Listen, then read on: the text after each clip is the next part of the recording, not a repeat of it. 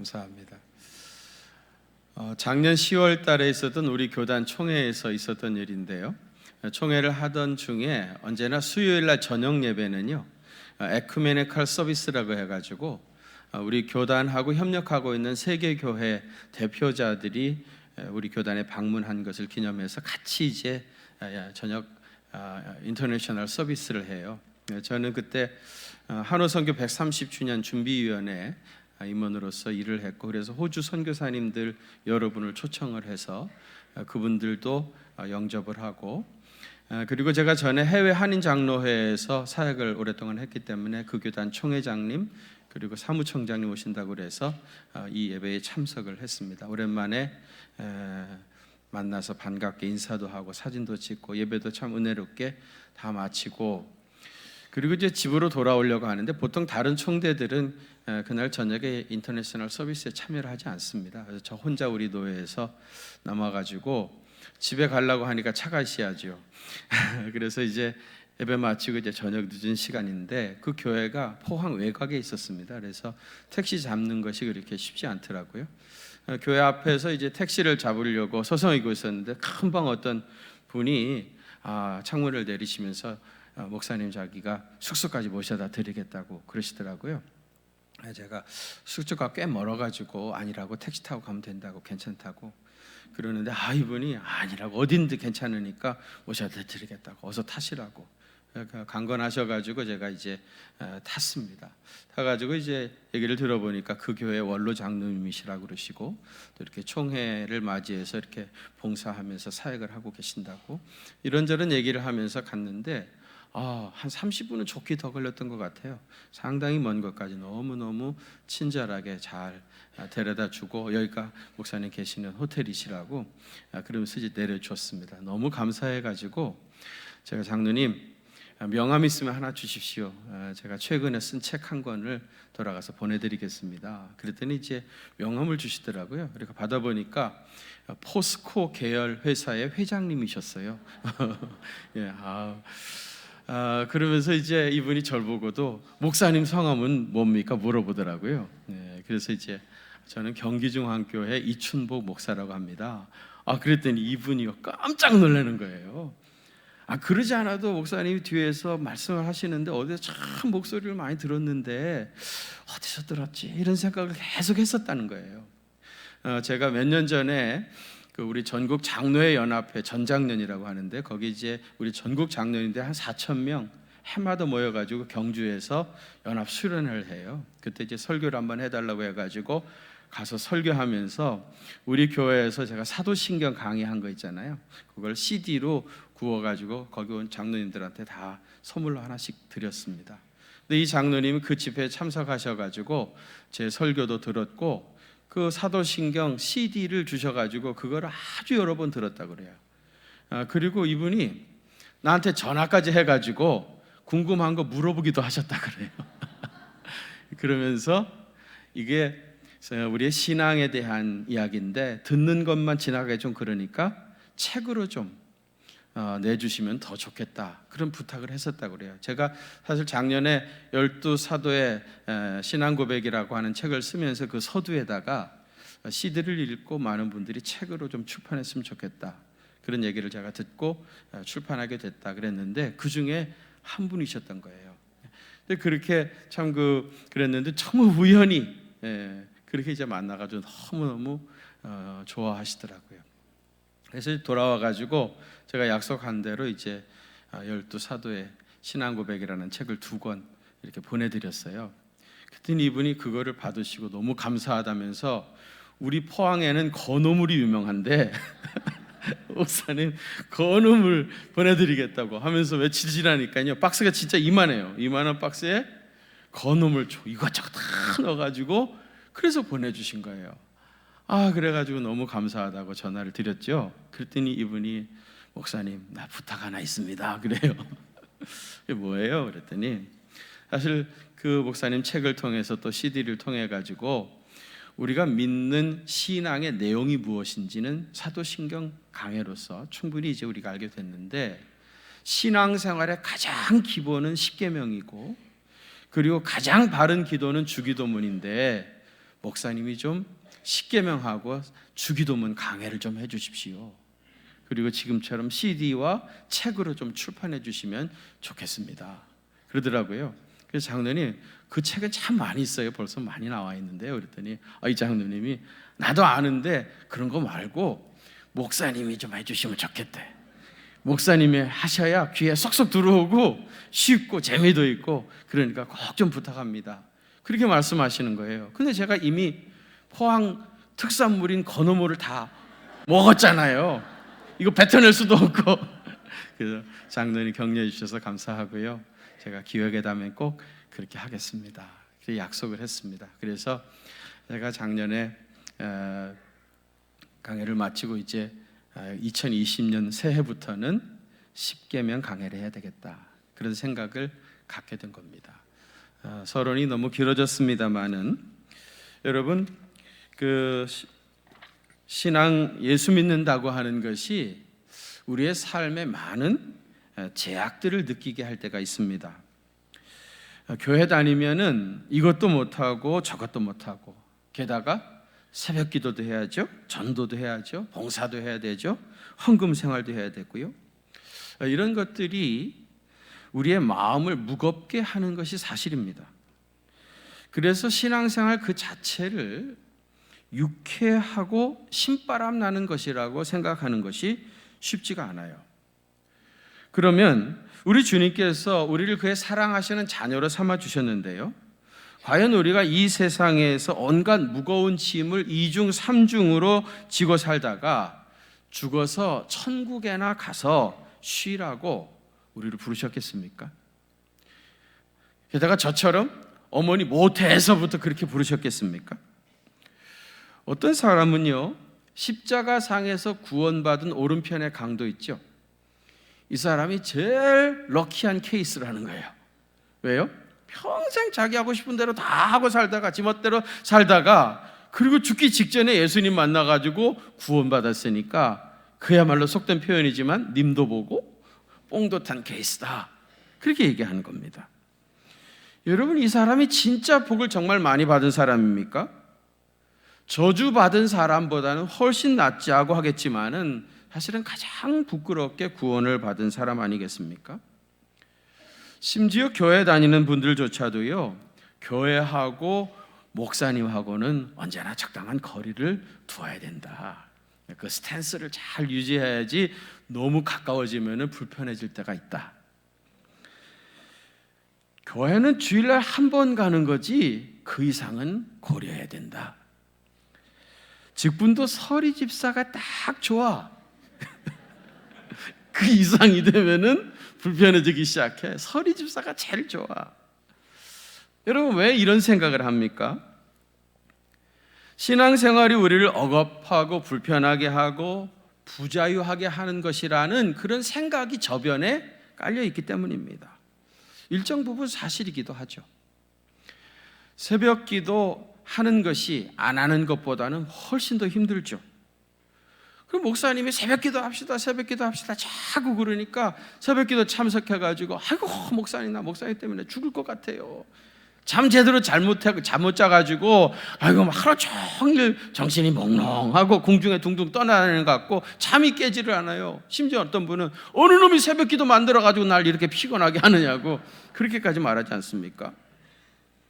어떤 분은요, 교인들은 술도 안 먹으면서 무슨 재미로 사는지 모르겠대요. 이분은 술 먹는 재미밖에 모르는 사람입니다. 저는 술은 먹지 않지만은요, 적어도 그렇게 말하는 분보다는 훨씬 재밌게 잘 살고 있습니다. 저는 신앙생활 시작한 지 58년 됐고요. 25살 때부터 교육전도사 시작했으니까 사역자로 살기만 33년 차입니다. 근데 여러분, 25살 그 어린 나이에 시작해서 33년 동안 사역을 하고 있는데 물론 어려운 일들도 많이 있었겠죠.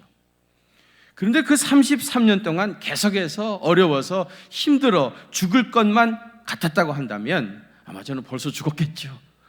33년이 그 긴 세월에 그렇게 힘들었으면 벌써 죽었겠죠. 어떻게 지금까지 살아있겠습니까? 그렇지 않으면 도저히 견디다 못해서 사역을 포기했다거나 그것도 아니면 병들었다거나 그것도 아니면 자살했을런지도 모르죠. 그런데 여러분 보시기에 제가 힘들게 산 사람 같아 보입니까? 특별히 우리 교회 와가지고 제가 머리카락이 많아가지고요, 다른 데 가면은 다 총각인 줄 알아요. 아, 왜 웃으세요? 아, 다 그렇게 알아요. 총각인 줄 알아요. 총각인 줄. 힘들었던 것도 사실이지만은 그것보다 훨씬 더 기쁨이 많았고요, 행복한 시간이 훨씬 더 많았습니다. 하나님께 은혜도 많이 받았고요, 성도들에게 감동도 참 많이 받았습니다. 힘들었던 것은요 10% 미만이고요, 좋았던 것은 90% 이상입니다. 저뿐만 아니라 사실은 우리 모두가 다 마찬가지인데요, 문제는 우리의 기억 속에 그 힘들었던 10%만 생각이 남아있는 거예요. 그래서 자꾸 그것을 말하게 되어지고 또 그것에 빠져 있는 겁니다. 그래서 마치 자기 혼자 죽을 고생을 다 한 것처럼 말하고, 또 그렇게 생각하면서 스스로 자기 자신이 그렇게 많은 어려움을 이겨냈다, 그렇게 자랑하고 싶은 것이겠죠. 목사님들 중에는요 이런 말 하시는 분들이 계셔요. 목회라는 거는 눈물 없이는 할 수 없는 거라고. 그렇게 말하시는 분들은 말이 씨앗이 된다고 진짜 눈물 없이는 할 수 없는 목회를 하고 계시더라고요. 한국에서 목회하는 것보다 외국에서 이민 목회하는 게 더 일반적으로 힘들다고 그래요. 이민 목회하는 목사님들이 모여 앉아서 뭐라고 한 줄 아세요? 이민 목회는 피를 토하지 않으면 할 수 없는 거랍니다. 한국에서 목회하시는 분들은 눈물 없이는 못한다고 그러는데, 이민 목회하시는 분들은 피를 토하지 않고는 못한다고 그래요. 그래가지고 그들이 앉아가지고 뭐라는 줄 아십니까? 코끼리 귀에다 대고 살짝, 야, 너 나 따라와서 이민 목회할래? 그랬더니 코끼리가 눈물을 줄줄 흘리더랍니다. 왜 그렇게 자조적인 말을 합니까? 사고의 생각의 패러다임을 바꾸시길 바랍니다. 오늘 우리 본문은 제가 제일 좋아하는 구절 중에 하나입니다. 나는 너를 종되었던 애굽 땅에서 인도하여 낸 너희 하나님 여호와로라. 이게 십계명의 서론이고요, 율법의 정신입니다. 여러분, 우리나라 율법의 근본 정신은요, 우리나라 헌법의 근본 정신은 홍익인간입니다. 두루두루 모든 사람을 널리 이롭게 하기 위해서 만들어진 것이 우리나라의 헌법입니다. 옛날에 자동차가 별로 없었을 때는요 도로교통법 이런 게 제대로 없었습니다. 뭐 그러지 않아도 얼마든지 운전하고 다닐 수 있었으니까. 근데 어느 시간이 지나다 보니까 이제 차가 점점 많아지는 거예요. 자꾸 교통사고가 나는 겁니다. 이래 안 되겠다 해가지고 처음에는 단순하게 도로에다 가운데 노란 줄을 그어놓고 차는 오른쪽으로 가세요, 그렇게 법을 만드는 겁니다. 그렇게 해보니까 서로 잘 지키니까 교통사고도 안 나고 부딪히지도 않고 너무 좋은 거예요. 여러분, 이 도로교통법이라고 하는 것은 그를 잘 지킴으로 서로에게 유익하도록, 서로 좋도록 하자고 만든 것이 법인 겁니다. 그러면 하나님께서 우리에게 율법을 주신 이유가 뭐겠습니까? 다시 말하면 율법의 근본 정신이 무엇입니까? 십계명의 서론이라고 할 수 있는 오늘 우리 본문에서 하나님은 당신 자신을 소개하면서 나는 너희를 종되었던 애굽 땅에서 인도하여 낸 너희 하나님 여호와라. 다시 말하면 나는 너희를 자유케 하는 하나님이라, 해방자 하나님이라고 분명히 말씀하셨습니다. 그러니까 하나님께서 우리에게 율법을 주신 이유는 뭡니까? 우리를 자유케 하려고 하나님께서 우리에게 율법을 주신 겁니다. 우리에게 해방의 기쁨을 누리며 살라고 율법을 주신 겁니다. 그러니까요, 율법을 잘 지키게 되어지면 마치 도로교통법을 서로 잘 지키면 서로가 안전하게 행복하게 살 수 있는 것처럼 율법을 잘 지키면은 주님이 주시는 참된 자유와 해방의 기쁨을 누리게 되어집니다. 여러분, 하나님은 우리에게 이것도 하지 못하고 저것도 하지 못하게 하시려고 십계명을 주신 것이 절대로 아니에요. 정반대로 우리에게 참된 자유와 해방의 기쁨을 주시려고 이 계명들을 주신 겁니다. 우리는 여러분, 계명을 지켜라, 또 말씀에 순종하라, 그러면 왠지 어떤 부담감 같은 게 느껴지죠.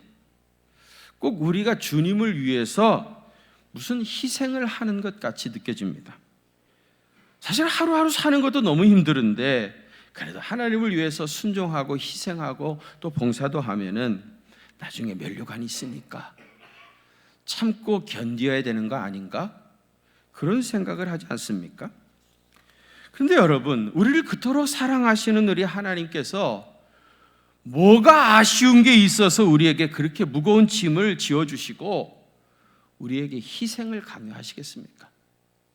도대체 하나님이 뭐가 아쉬워서 여러분들한테 희생을 요구하시겠습니까? 여러분, 율법하면 무슨 느낌이 옵니까? 아주 무거운 짐, 이것도 저것도 못하게 하는 어떤 것으로 생각하기 쉽습니다. 그러나 율법 그 자체는 절대로 나쁜 것이 아닙니다. 예수님도 율법을 악평하신 적이 한 번도 없습니다. 나는 율법을 폐하러 온 것이 아니라 율법을 완성하러 왔다 그랬습니다. 그러니까 모세에게서부터 시작되어진 율법이 누구에게 완성됐습니까? 예수님을 통해서 완성이 되어진 겁니다. 그렇다면 예수님께서 행하신 공생의 3년 기간 동안의 모든 것은 율법을 완성하기 위함이셨던 겁니다. 하나님께서 우리를 이렇게 자유하게 하기를 원하시는데요, 사실은 이방신, 다른 신들은 우리를 아무것도 하지 못하게 합니다. 그래서 나 외에 다른 신을 섬기지 말라 그랬던 거예요. 하나님은 우리에게 진정한 자유를 주시려고 그랬던 겁니다. 기억하십시오. 하나님은 우리에게 참된 자유를 주시려고 우리에게 율법을 주신 것입니다. 구약 성경에 성문화 되어진 율법이 613개가 있다고 그래요. 몇 개요? 613개. 근데 사실 율법을 따져보면요, 무엇을 하라 하는 긍정적인 법이 있고요, 무엇을 하지 말라 하는 부정적인 법이 있어요. 그러니까 하라 하는 것을 안 하는 게 죄고 하지 말라 그런 것을 하는 게 죄입니다. 근데 그 613가지를 조사를 해보니까 그 중에 365가지는 무엇을 하라 하는 긍정적인 적극적인 계명이고요, 248가지는 하지 말라 하는 부정적인 계명이에요. 여러분, 기억하기 쉽게 1년은 며칠이죠? 365일이죠.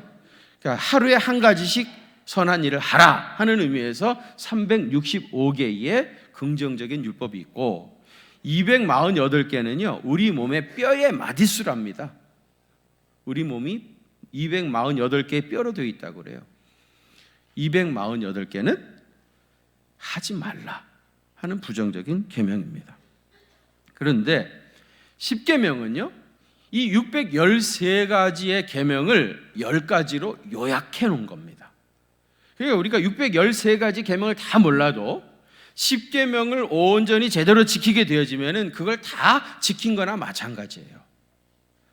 그런데 이 10가지의 10계명을요 또 미가 선지자가 3가지로 요약을 했습니다. 그래서 미가서 6장 8절을 구약의 황금률이라고 그래요.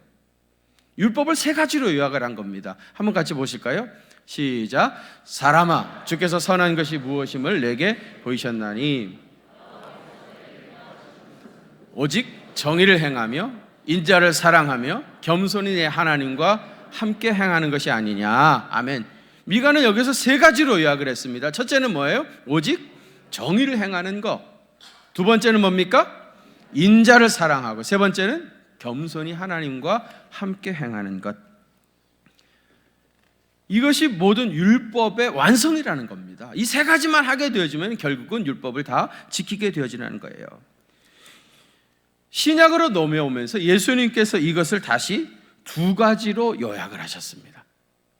그것이 마태복음 22장 37절에서 40절까지인데요 거기 보시면 예수께서 이르시되 네 마음을 다하고 목숨을 다하고 뜻을 다하여 주 너희 하나님을 사랑하라 하셨으니 이것이 크고 첫째 되는 계명이요. 첫 번째는 뭐예요?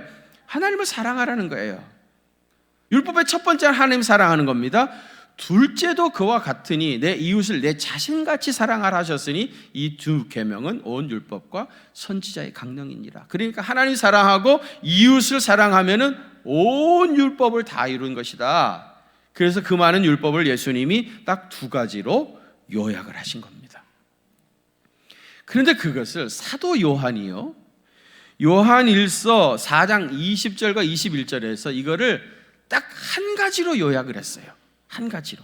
여기 한번 같이 봉독하겠습니다. 시작. 누구든지 하나님을 사랑하노라 하고 그 형제를 미워하면 이는 거짓말하는 자니 보는 바 그 형제를 사랑하지 아니하는 자는 보지 못하는 바 하나님을 사랑할 수 없느니라. 우리가 이 계명을 나는 또한 그 형제를 사랑할지니라. 아멘. 하나님을 사랑하는 것은 곧 뭐라는 거예요? 형제를 사랑하는 것이다. 눈에 보이는 형제도 사랑하지 못하면서 눈에 보이지 않는 하나님을 사랑한다는 건 이건 거짓말이다. 그럴 수는 없는 거다. 결국은 이웃을 사랑하는 것, 형제를 사랑하는 것이 결국 율법의 완성이라는 겁니다. 이웃을 사랑하는 것으로 하나님을 사랑하는 것을 증명할 수밖에 없다는 거예요. 결국 율법의 마지막은 뭡니까? 이웃 사랑입니다. 형제 사랑입니다. 율법의 완성은 결국은 형제 사랑인데요, 예수님께서 이 형제 사랑의 계명을 두 가지 차원에서 말씀을 하셨어요. 그 첫 번째 차원은 뭐냐면은 마태복음 22장 39절이죠. 내 이웃을 내 자신같이 사랑하라. 이웃 사랑의 기준이 뭡니까? 자기 자신을 사랑하는 것. 내가 내 자신을 위하는 것처럼, 내가 내 자신을 배려하는 것처럼, 내가 내 자신을 아끼는 것처럼 그렇게 다른 사람을 사랑하면 된다.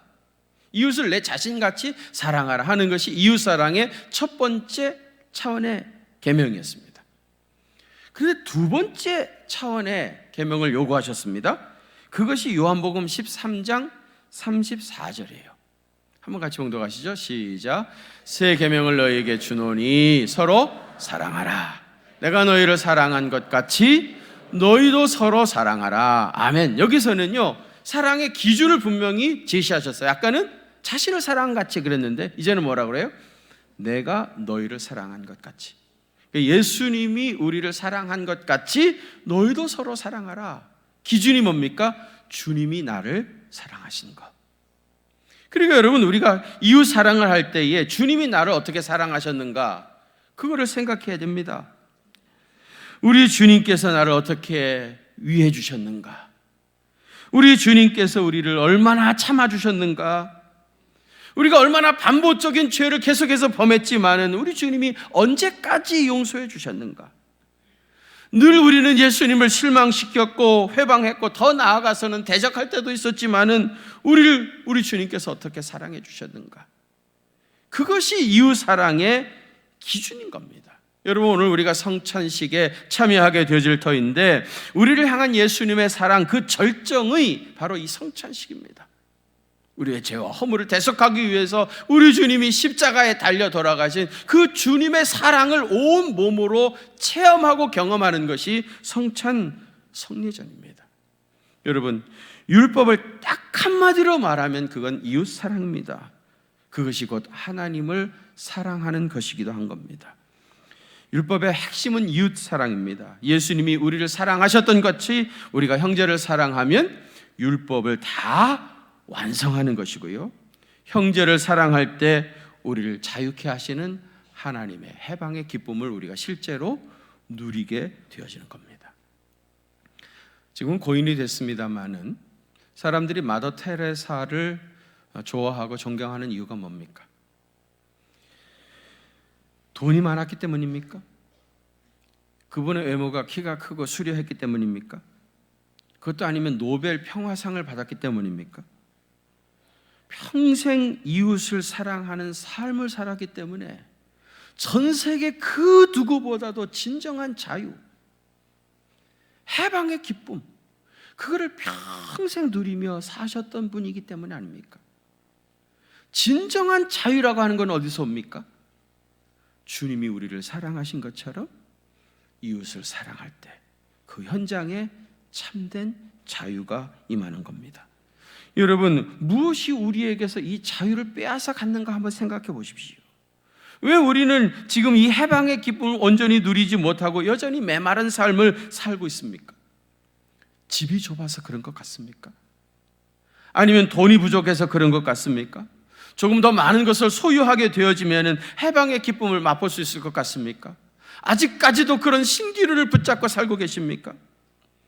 하나님 사랑하는 마음으로 이웃을 주님이 내게 보여주신 것처럼 그렇게 사랑하게 되어지면 해방의 기쁨을 주시기를 그렇게 원하셨던 주님의 평강이, 주님의 마음이, 주님의 기쁨이 우리 심령 속에 임하게 되어집니다.